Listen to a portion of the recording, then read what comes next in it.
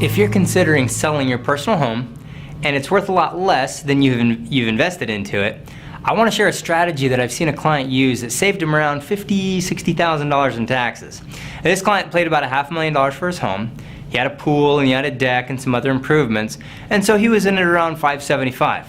And he figured it was only worth about $375,000, unfortunately. So when you sell your personal home, unfortunately, for less than you have into it, you don't get a tax deduction. So how do we fix that? We make it a rental, and then you sell it. So suppose you rent it out for a year or two, or even list it for rent and call it a rental and attempt to rent it out. And a year or so later, it sells as an investment property. You now get a capital loss. So in the example of my client, the strategy got him about a $200,000 capital loss that he was able to use to offset some of the gains that he had.